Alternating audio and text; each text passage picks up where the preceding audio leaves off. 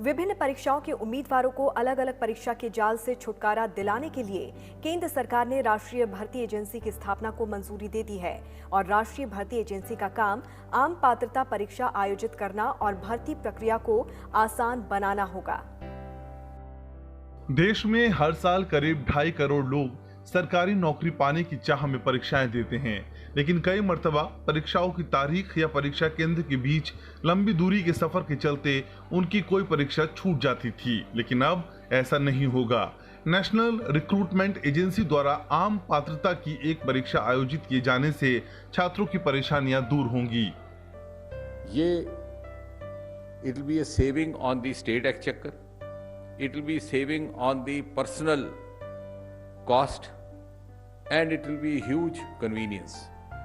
So in other words, it is a combination of convenience and cost effectiveness.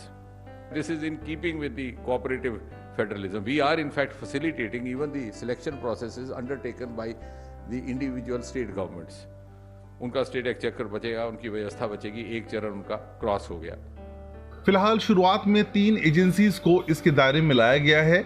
इनमें SSC, IBPS और RRB शामिल है। आगे अन्य भर्ती एजेंसियों को भी इसमें शामिल किया जाएगा। ये एजेंसी 12 भाषाओं में परीक्षा का आयोजन करेंगी। इसका स्कोर 3 वर्ष के लिए मान्य होगा। उम्मीदवार अपने अंकों में सुधार के लिए आगामी परीक्षा में बैठ भी सकेगा। परीक्षा के प्रश्न एक संयुक्त प्रश्न बैंक से लिए जाएंगे।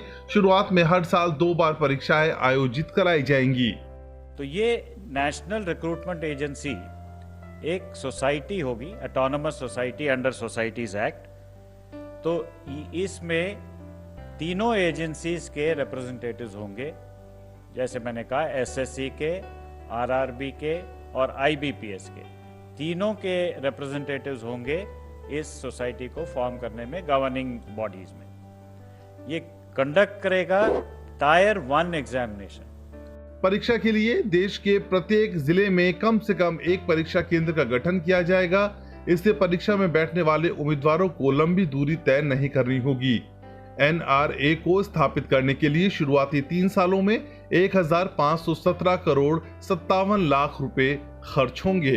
Bureau report, Rajya Sabha TV.